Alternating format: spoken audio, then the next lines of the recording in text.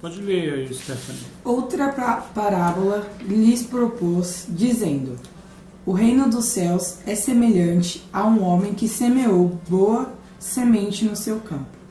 Mas, enquanto os homens dormiam, veio o inimigo dele, semeou o joio no meio do trigo e retirou-se. E, quando a erva cresceu e produziu fruto, apareceu também o joio. Então, vindo os servos do dono da casa, lhe disseram: Senhor, não semeaste boa semente no seu campo?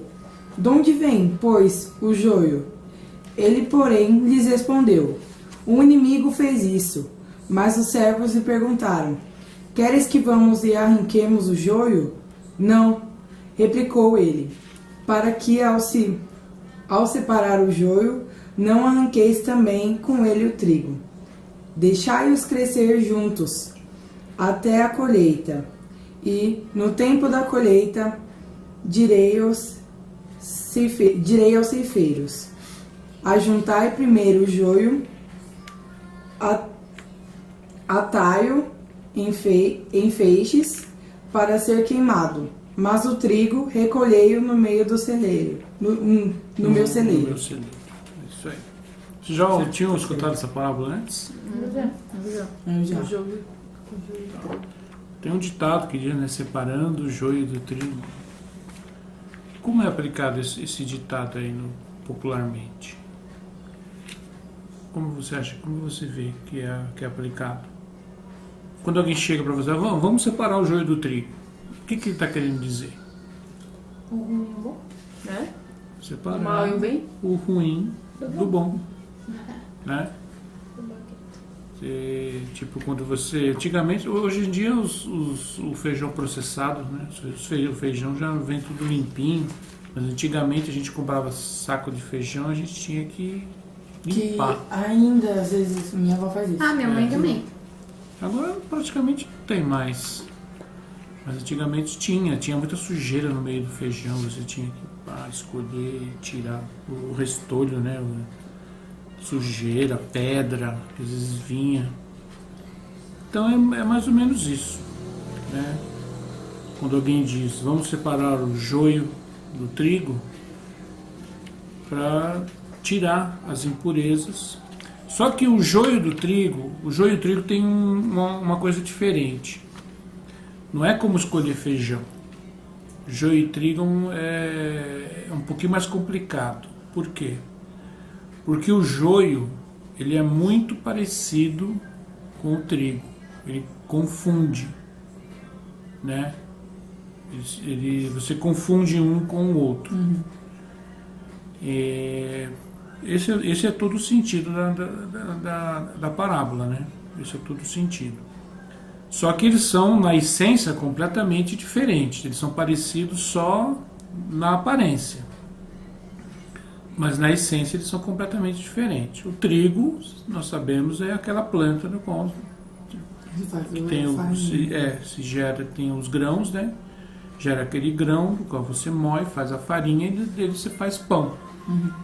Né? E isso aí é milênios que se faz isso. Desde os tempos bíblicos, o pão, né? É um alimento básico. E hoje em dia ainda se faz, né? Ainda se planta muito trigo, tá? E existia, eu não sei se hoje ainda tem muito disso, mas nos tempos bíblicos existia o joio, que era uma planta. O trigo é uma planta que se chama gramínea. O que é? Como se fosse uma grama alta. Uhum. Entende? Não sei se você já viu um campo de trigo, é a coisa mais bonita de se ver, um campo de trigo. Quando o trigo está próximo a ser colhido. Né? Às vezes bate o vento assim no campo de trigo, ele parece água, parece um oceano. É muito bonito. Só que quando alguém queria, vamos dizer assim, prejudicar um agricultor, um produtor de trigo, ele ia lá e jogava uma semente de joio. E o joio, ele cresce junto com o trigo, ele é um gramíneo também, cresce alto, e ele se entrelaça com o trigo. Tanto que se você arrancar o joio, você vai arrancar também o trigo. Mas ele parece trigo? Parece trigo. Então você tem que esperar eles crescerem, e só perto da colheita o trigo solta aquelas bagas de grão. O joio não. O joio não tem fruto nenhum. É só nessa hora que você consegue diferenciar os dois. Aí você vai lá e dá um maior trabalhão. Você tem que ir um por um, grama, folha por folha, grama por grama, né? Planta por planta e tirar. Entende? Ir tirando, separando. Aí, como diz aí o texto, né? No fim, o joio todo era juntado em feixes e queimado no fogo, né? O trigo ia para o celeiro, onde eles iam colher os grãos. Então, o que isso significa? Então, Jesus contou essa parábola, ele significando o reino de Deus. Que o reino de Deus é como um homem que tinha um campo de trigo e foi lá um inimigo dele, alguém que queria prejudicá-lo, e semeou joio no seu campo. Entende? Então Jesus mesmo, ele explica a parábola. A Stephanie leu a primeira parte, mas tem ainda a segunda parte, onde Jesus explica a parábola. Vamos ver essa parte também. Você consegue achar aí? Do 36 ao 40, né? Isso. Então, despedindo as multidões, foi Jesus para casa. E, chegando-se a ele, os seus discípulos disseram: Explica-nos a parábola do joio do campo. E ele respondeu: O que semeia boa semente é o Filho do Homem. O campo é o mundo. A boa semente são os filhos do reino. O joio são os filhos do maligno. O inimigo que o semeou é o diabo. A ceifa é a consumação do século. E os ceifeiros são os anjos. Pois assim como o joio é colhido e lançado ao fogo, assim será na consumação do século. Mandará o Filho do Homem os seus anjos, que ajuntarão do seu reino todos os escândalos e os que praticam a iniquidade, e os lançarão na fornalha acesa. Ali haverá choro e ranger de dentes. Então os justos resplandecerão como o sol no reino do seu Pai. Quem tem ouvidos, ouça. Tá. Eu diria que nós estamos vivendo um tempo onde essa separação já está começando. Verdade. Entende? Nunca se viu tanta sujeira. Bom, vamos falar do nosso contexto aqui. Nunca se viu tanta sujeira saindo para fora. Essa sujeira que está aparecendo, ela não é uma coisa nova, ela não é uma coisa que está acontecendo agora. Na verdade, essas coisas, esses escândalos, essas coisas que se tornaram escândalos porque agora são vistas por todos, mas essas coisas acontecem há décadas aqui no Brasil, vamos dizer assim. Sempre aconteceram. Assim, como, vamos dizer assim, no meio político, né? Quanta sujeira agora está aparecendo, quanta coisa, quantos esquemas, né? Quanta corrupção, quanto se roubou, né? O Rio de Janeiro está quebrado devido ao que? A corrupção, do quanto que se tirou dos cofres públicos. Então a saúde não tem dinheiro, a educação, a segurança pública não tem, porque o dinheiro foi todo desviado, né? E nós temos também o lado religioso, muita coisa ruim está acontecendo, muitos escândalos, né? Coisas que sempre aconteceram no meio religioso, mas agora tudo está sendo trazido à tona, entende? Pastores envolvidos com corrupção, com dinheiro e sexo ilícito e outras monte de coisas, um monte de coisas acontecendo. Então eu vejo, eu acredito que como a colheita é o fim dos tempos, né, como diz o texto, eu acredito que nós estamos já na fase em que a separação está sendo feita. Quer dizer, os anjos estão metendo a mão ali no meio do campo e estão já arrancando. Quando você arranca, por exemplo, o joio fica entrelaçado no trigo e às vezes parece uma coisa só, mas quando você arranca, o joio aparece. Ele aparece. E é o que está acontecendo agora. O joio está aparecendo. Entende? Isso é sinal do quê? De que o fim está chegando. Tá? Vamos ver um pouquinho aqui na apostila. A dinâmica da parábola é intrigante. E é das poucas cujo registro da interpretação da sua simbologia se encontra na própria narrativa do Evangelho. Quer dizer, somente essa e uma outra parábola Jesus interpretou. Outras ele só citou, mas não interpretou. Essas duas ele fez questão de interpretar. Uma é essa e a outra era a parábola da semente, que depois nós vamos estudar também. Tá? Vamos realizar um estudo a partir da interpretação que o próprio Senhor Jesus oferece, né? Mateus 16:43. Ela leu. O que semeia a boa semente é o Filho do Homem. Quem é o Filho do Homem?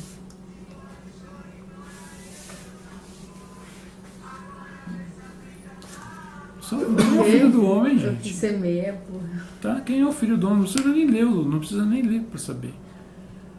O Filho do Homem é Jesus. Eu ia falar, mas o que mesmo? Eu ia falar a mesma coisa, mas eu tinha que ler aqui para ter certeza. Mas isso também equivale à igreja. Entende? Porque a igreja é o corpo de Cristo. Então, na parábola, a boa semente é semeada pelo Filho do Homem. Mas também equivale a dizer que a igreja é uma semeadora. Porque o cabeça da igreja está no céu, mas o corpo da igreja, está aqui. Então, nós é que somos os semeadores, na verdade. A igreja é que semeia. O semeador é Jesus, a palavra viva. E nós temos a palavra viva no nosso coração. A palavra viva não está aqui. Gente, a palavra viva não está aqui. Está aqui. Ela está aqui. Isso aqui é apenas um livro. Né? Tem gente, a religião costuma sacralizar a Bíblia. Mas a Bíblia é apenas um livro que fala sobre Deus. Mas a palavra viva está em nós. É isso. É a partir do que está no nosso coração que a gente semeia. Nós não somos. Nós não estamos aqui apenas fazendo um estudo intelectual e passar formação intelectual. Entende? A semente é aquilo que sai de coração para coração. Essa é a verdadeira semente. Espalhar conhecimento intelectual, isso aí qualquer um pode fazer. Entende? Mas semear de coração a coração, só alguém que tem a palavra viva no coração. Tá? A palavra viva é aquele que trouxe o Evangelho. Tá? Marcos 1,14. Né? Depois esses textos depois a gente lê. No grego, Evangelho, boas novas, a gente já falou isso anteriormente. O Evangelho contém o plano completo de redenção do ser humano caído, isto é, os fundamentos do Evangelho. A salvação pela graça, Efésios 2:8-9, pela graça sois salvos por meio da fé, isso não vem de vós, é dom de Deus, não vem das obras, para que ninguém se glorie, que está lá em Efésios 2:8-9. A justificação pela fé, Romanos 5:1, né? Justificados, pois, mediante a fé, temos paz com Deus por Cristo Jesus. A expiação, né? João 1:29, poder do sangue, 1 Pedro 1:18-19, etc. Esses são os pontos do Evangelho, tá? Existe muita gente que frequenta muitas igrejas, muitas denominações, muitas instituições, mas elas nunca ouviram o Evangelho. Porque a igreja chamada evangélica já não prega mais o Evangelho, tá? Pregam outras coisas.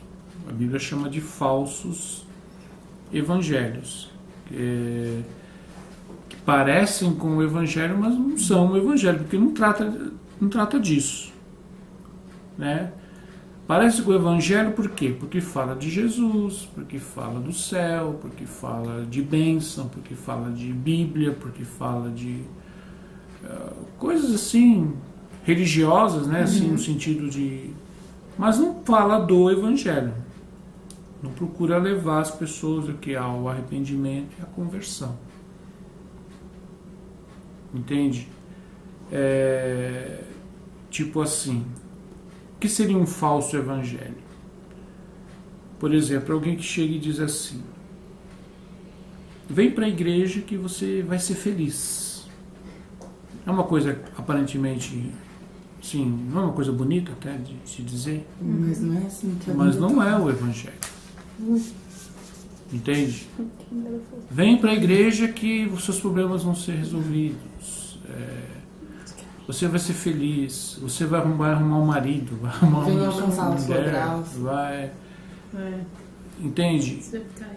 Parece bonito, parece legal, parece revigorante. correto, mas não é. Não é o evangelho. Jesus não vai dar felicidade para as pessoas? Vai. Mas não é o evangelho. Isso não é o evangelho. Porque o próprio Senhor Jesus disse: no mundo tereis aflições. Entende? Porque... Tem de bom ânimo, porque eu venci o mundo. Mas eu venci, mas vocês vão ter que viver aqui. Exatamente. Tipo, as pessoas veem felicidade como um termo completamente diferente do que é. É verdade. E Jesus fala de alegria, de felicidade, no sentido completamente amplo. Ele está incluindo também a eternidade. Entende? Aqui, esse lugar que nós vivemos aqui é um lugar de provações, é um lugar de lutas. Entende? O Evangelho verdadeiro nunca prometeu uma felicidade aqui. Nunca prometeu isso. Quer dizer, o que promete é o falso Evangelho. O verdadeiro Evangelho nunca te prometeu uma felicidade aqui, uma plena felicidade e realização aqui. Ele promete vitórias. Você vai ter vitória, né? Sim, porque como eu venci o mundo, vocês também vencerão. Ele promete, mas aqui é um lugar de lutas, é um lugar de provações, é um lugar de aflições. O ser humano vai passar por aflições. Só que vai ter o quê? A vitória sobre as aflições. Vai ter a ajuda de Deus. Ele tem a presença de Deus que faz toda a diferença. Uma coisa é você enfrentar um problema sozinho. Outra coisa é você ter a presença de Deus e enfrentá-lo com a presença de Deus. Entende? Essa presença vem conforme o que? Vem pelo arrependimento, vem pela conversão, pela confissão de pecados, e isso tudo acabou no meio, vamos dizer assim, religioso em geral, tanto evangélico como espírita, católico, ou seja o que for, essas coisas não são mais evidenciadas, mas isso é o Evangelho, tá? Então tem muita pouca gente que entende o Evangelho. Muito pouco mesmo. Porque não recebe o Evangelho, não recebe a semente do Evangelho, tá? Então, o que está acontecendo? O joio tem prevalecido, tem crescido né? Porque o joio é aquela semente do falso evangelho, é o fruto do falso evangelho, do evangelho que não é verdadeiro. O campo é o mundo, né? No grego, cosmos, o sistema, o arranjo, o círculo, o sistema de... Eu já expliquei, né? O mundo não é... O mundo na Bíblia não é o planeta Terra. Não são as plantas, as montanhas, os oceanos, nem as pessoas. Aqui Entende? fala, né? O mundo é o sistema de egoísmo, de cobiça, de vaidade, de ambição, e tudo que rege o mundo, que rege a sociedade. Isso é o mundo conforme a Bíblia. Tá? E quando o João escreveu porque Deus amou o mundo, ele está falando do quê? Desse sistema? Não, ele está falando das pessoas. Entende? A raça humana. Porque Deus, ele poderia dizer porque Deus amou os seres humanos de tal maneira que deu seu filho. O mundo aí nesse texto são as pessoas. Tá? Mas o termo no mundo, por exemplo, não ameis o mundo, como ele fala. Aí ele está falando do cosmos, do sistema. Tá? Não ameis o sistema. Entende? Não amem esse sistema. Se afastem dele. Entende?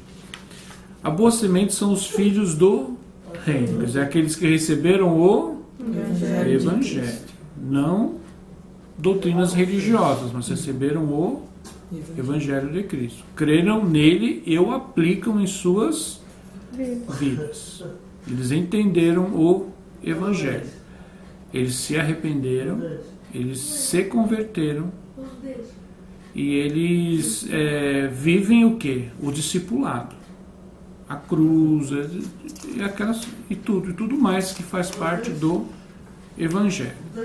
Tá? A renúncia. Lembra quando eu falei sobre o cristocentrismo, quando eu falei sobre o caráter de Cristo? Tá? É isso aqui. Esses são os filhos do reino. Isso é trigo. Tá? Creram e aplicam em suas vidas. São discípulos que não se recusam a carregar suas cruzes. Tá? Como Mateus 16, 24 a 26. Né? Por aquele que quiser ser meu discípulo, negue-se a si mesmo, tome a sua cruz e siga-me. Que cruz é essa?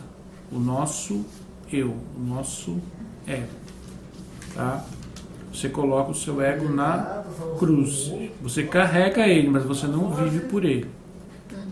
Seguem o mestre, aprendem a ouvir a voz do pastor, conforme João 10, 1 a 16. Como assim a né? voz do pastor? Quem é o pastor? Ah, tá. E pastor fica às vezes confuso. Quem é o pastor? É Jesus. Lembra que eu falei na aula passada sobre a voz do Espírito? A voz do Espírito é a voz do pastor, de Jesus. Porque no reino de Deus, no Evangelho, só existe um pastor. Entende? Só existe um, que é o dono das ovelhas, que é Jesus. Por exemplo, o pastorado verdadeiro não é um cargo denominacional, institucional. O verdadeiro pastorado é um dom de orientar pessoas. Entende? Mas não é um cargo.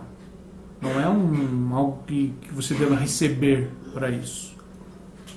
Você vai receber salário para ser pastor. Entende? Esses são o trigo, né? O gramíneo, que eu já expliquei, o gramíneo que gera o grão, do qual se fabrica farinha para fazer pão. Ou seja, eles dão o fruto do Espírito, conforme Gálatas 5, 22 e 24, né? Amor, alegria, paz, longanimidade, benignidade, temperança, tal. Porque eles têm o Espírito Santo dentro de si. Se você tem o Espírito Santo dentro de si, você dá o fruto do Espírito. Tem a luta contra a carne, como eu falei. Tem a luta contra a carne, mas o Espírito prevalece. Isso é trigo. Tá? Isso é os filhos do reino. Tá? E o joio são os filhos do maligno. O joio é um gramíneo muito parecido com o trigo, porém ele não gera grão, quer dizer, não dá fruto. E é tóxico. Se você comer a folha do joio, você morre. Ou fica muito doente, porque ele é venenoso. Eles entraram no seio da igreja, assim como o joio se entrelaça ao trigo, por meio de falsos evangelhos. Não nasceram de novo. João 3, 1 a 8. Nunca se arrependeram dos pecados, nem vivem em novidade de vida. Isso é o joio. Eles entraram no meio se entrelaçaram junto com o trigo, por quê? Atraídos pelo quê? Pelo falso evangelho. Vem que Jesus vai te fazer feliz. Vem que Jesus vai te arrumar um namorado, uma namorada. Vem que Jesus vai te arrumar um emprego. Vem que Jesus vai curar. Vem que Jesus pode fazer todas essas coisas? Pode. Mas quem disse que isso faz parte do evangelho? Quem disse que isso tem que se fazer uma campanha de cura? Quem disse que Jesus não fazia campanha de cura? Vocês acham que Jesus fazia campanha de cura, campanha de libertação? Não, ele não fazia. Novena? Não, ele não fazia essas coisas. Porque essas coisas ele fazia naturalmente. Porque o Evangelho diz assim: os sinais seguirão os que creem. Muitos seguem sinais, muitos iam até Jesus por causa dos sinais. Mas Jesus nunca fez campanha disso e nunca incentivou pessoas a seguirem ele por causa de sinais. Na verdade, Jesus curava porque por amor. Entende? Ele se compadecia. A Bíblia diz que ele se compadecia das pessoas. Por isso ele as curava. Um dia ele estava passando por uma cidade chamada Naim. Ele viu uma viúva, né, levando o seu filho no caixão, saindo com ele da cidade. E ela era uma mulher viúva, né, enterrando o único filho. A Bíblia diz que Jesus viu aquela cena e o que ele sentiu? Ele teve compaixão. Então ele foi lá e ressuscitou o filho da viúva, para que ele cuidasse dela, porque ela ia mendigar.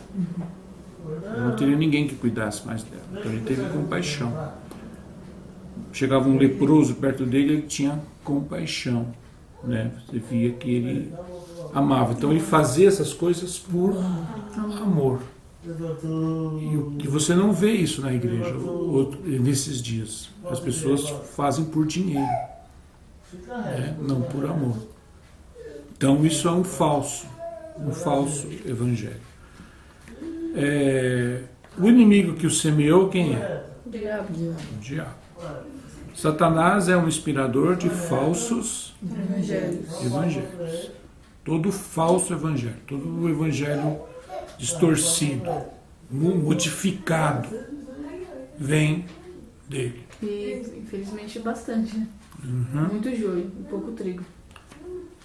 Quer dizer, então, veja bem, o que acontece? O joio é muito parecido com o trigo.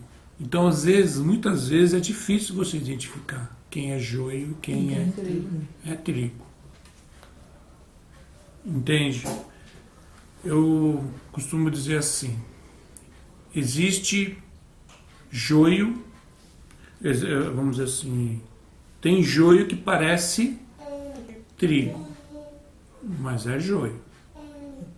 E tem trigo que parece joio, mas é trigo. Entende? Isso olhando pelos olhos da religião. Não, porque Deus sabe. E aquele que tem o Espírito de Deus sabe sim também quem é, quem não é. Mas olhando pelo ponto de vista da religião, e muitos de nós já tiveram esse ponto de vista. Eu já fui religioso, eu já fui fariseu de carteirinha, que julgava pessoas por aparência, entende?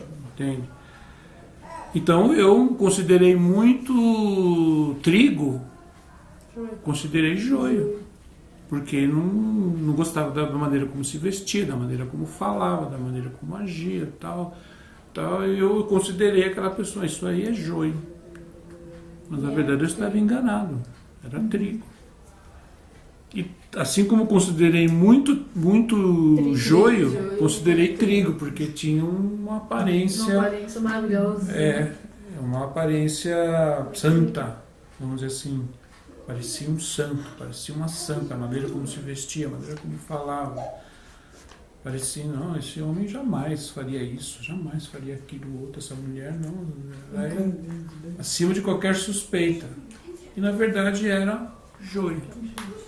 Então isso é uma coisa muito relativa. Entende? As aparências enganam mesmo. Isso não é apenas um ditado popular. E no meio religioso, como enganam bastante. E não adianta querer separar agora. Vamos fazer uma cruzada para separar o joio do trigo. Só quem vai fazer essa separação é Deus, no fim. Porque no fim, lá no fundo, é só Ele mesmo que sabe quem é e quem não é. Você pode ter algumas evidências, alguns indícios, se você tem o Espírito de Deus. Mas até aí nós podemos também ser enganados. Quem sabe mesmo, para valer quem é e quem não é só Deus. E Ele vai separar lá no fim. Então não adianta a gente querer fazer justiça própria. Né? Querer fazer justiça com os nossos pontos de vista. Porque o nosso ponto de vista também é falho. Também é falho. Às vezes tem pessoas que chegam para Deus, Senhor, faz justiça na minha causa. Olha, é uma coisa que você não deveria pedir para Deus. Porque Ele pode chegar para você e dizer, você quer que eu faça justiça na sua causa? Então vai você e paga o que você está devendo para aquele fulano. Porque você está devendo. Mas eu não estou devendo. Tá. Sob o meu ponto de vista, você está. Então é melhor você nem pedir para Deus fazer justiça na sua causa. Porque Ele não vai olhar só o teu lado. Ele vai olhar o outro também. Às vezes a gente pensa que tem tanta razão em alguma coisa que a gente acha. E às vezes não tem. Às vezes tem e às vezes não tem. Entende? A gente pode se enganar. A gente pode julgar mal as pessoas.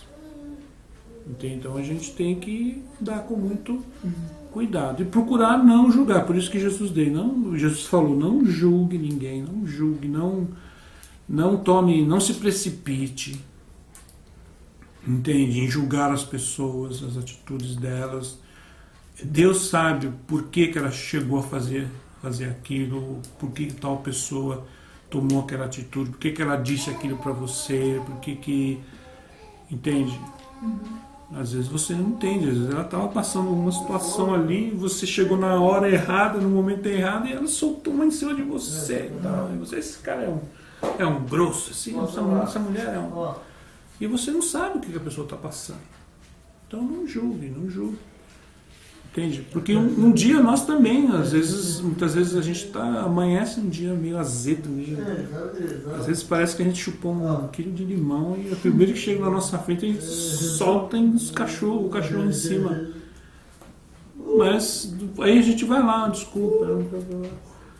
Mas acontece, então a gente não deve julgar. E quem é joio mesmo, quem é trigo, lá no fim mesmo, só Deus é que sabe. Tá? E a gente vai ter muita surpresa. Quando chegar no dia, naquele dia da vinda do Senhor, nós vamos ter muitas surpresas. Vamos ficar muito surpreendidos com pessoas que nós vamos ver do nosso lado e a gente achava que essa pessoa nunca estaria aqui. E vamos sentir falta de pessoas que a gente tinha certeza que estariam conosco. E no fim, não eram aquilo que aparentavam ser. Esse é o princípio da parábola do joio e do trigo. Entende? A gente Vamos cuidar de nós mesmos. Primeiro vamos cuidar de nós. Será que eu sou joio ou eu sou trigo? Entende? Será que eu sou joio ou eu sou trigo? Vamos cuidar e deixa Deus cuidar dos outros. Vamos fazer o trabalho que Deus colocou em nossas mãos. Tá? E não vamos nos preocupar com as atitudes dos outros. Vamos cuidar de nós, que é a atitude mais sábia que a gente pode ter. A ceifa é o fim do mundo, né? A separação só vai acontecer perto do fim. Os ceifeiros são os anjos. Os anjos terão um papel importante na separação do joio e do trigo, tal. Eles recolherão os escandalosos e iníquos para serem queimados. Então os justos resplandecerão como o sol. Quer dizer, o Senhor recolherá o trigo nos seus celeiros, quer dizer, na sua glória. E eles refugirão com a glória do Filho de Deus para sempre. Quem são esses? Aqueles que entenderam o Evangelho. Aqueles que receberam o Evangelho. Tá? Aqueles que estão vivendo o discipulado. Tá? Estão tomando as suas cruzes, colocando os seus egos na cruz e estão caminhando com Jesus. Tá? Esses, no fim, são o trigo, que será recolhido pelo Senhor e ajuntado no seu celeiro. Tá? E o joio será separado, amarrado e queimado. Então vamos, como eu falei antes, vamos cuidar do nosso próprio coração. Vamos ser trigo, vamos cultivar o Evangelho dentro de nós, tá? Dia a dia. Uma boa maneira fazendo isso que você falou. Vamos no inverno, vamos lá, vamos alimentar os pobres, vamos servir a Cristo, que essa é a verdadeira obra de Deus. Quando é o inverno? Quando é o inverno? Mês que vem, né? Quando começar o frio. Começar o frio a gente já tem que Quando começar o frio. Eu já estou arrumando já. E O começo já é o pior. esse inverno vai ser rigoroso. Rigoroso, porque o verão foi. Esse inverno vai ser. Ano passado. A gente já espirra. Pode desligar. Até a próxima.